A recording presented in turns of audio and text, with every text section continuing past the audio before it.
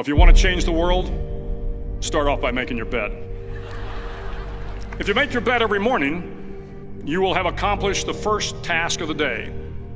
It will give you a small sense of pride, and it will encourage you to do another task, and another, and another. And by the end of the day, that one task completed will have turned into many tasks completed. Making your bed will also reinforce the fact that the little things in life matter. If you can't do the little things right, you'll never be able to do the big things right. And if by chance you have a miserable day, you will come home to a bed that is made, that you made. And a made bed gives you encouragement that tomorrow will be better. To pass SEAL training, there are a series of long swims that must be completed.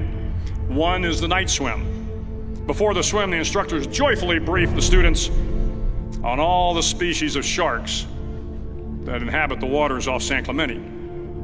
They assure you, however, that no student has ever been eaten by a shark, at least not that they can remember.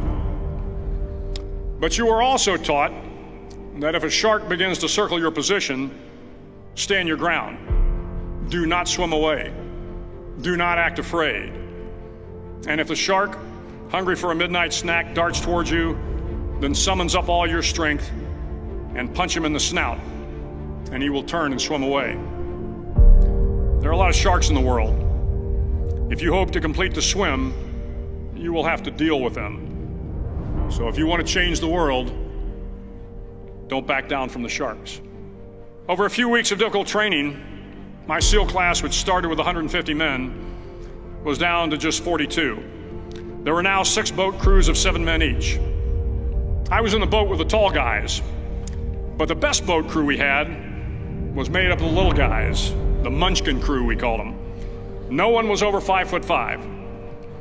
The Munchkin boat crew had 1 American Indian, 1 African American, 1 Polish American, 1 Greek American, 1 Italian American, and 2 tough kids from the Midwest.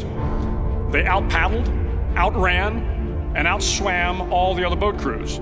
The big men in the other boat crews would always make good-natured fun of the tiny little flippers the Munchkins put on their tiny little feet prior to every swim. But somehow these little guys from every corner of the nation and the world always had the last laugh, swimming faster than everyone and reaching the shore long before the rest of us. SEAL training was a great equalizer. Nothing mattered but your will to succeed, not your color, not your ethnic background, not your education, not your social status. If you want to change the world, measure a person by the size of their heart, not by the size of their flippers. The 9th week of training is referred to as Hell Week. It is 6 days of no sleep, constant physical and mental harassment, and 1 special day at the Mud Flats.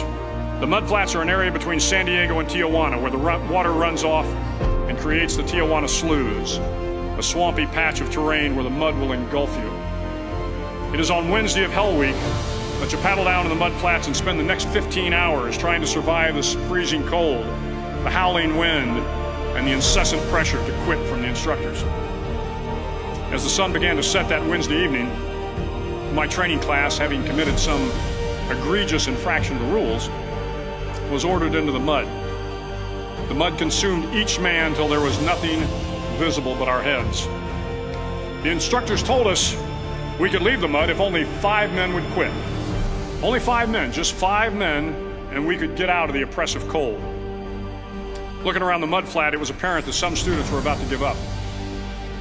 It was still over 8 hours till the sun came up. 8 more hours of bone-chilling cold. The chattering teeth and the shivering moans of the trainees were so loud, it was hard to hear anything. And then one voice began to echo through the night. One voice raised in song. The song was terribly out of tune, but sung with great enthusiasm. One voice became 2, and 2 became 3, and before long, everyone in the class was singing. The instructors threatened us with more time in the mud if we kept up the singing, but the singing persisted, and somehow the mud seemed a little warmer, and the wind a little tamer, and the dawn not so far away. If I have learned anything in my time traveling the world, it is the power of hope, the power of one person, a Washington, a Lincoln, King, Mandela, and even a young girl from Pakistan, Malala. One person can change the world by giving people hope. So if you want to change the world, start each day with a task completed. Find someone to help you through life. Respect everyone. Know that life is not fair and that you will fail often. But if you take some risks, step up when the times are the toughest, face down the bullies, lift up the downtrodden, and never ever give up. If you do these things, the next generation and the generations that follow will live in a world far better than the one we have today. And what started here will indeed have changed the world for the better.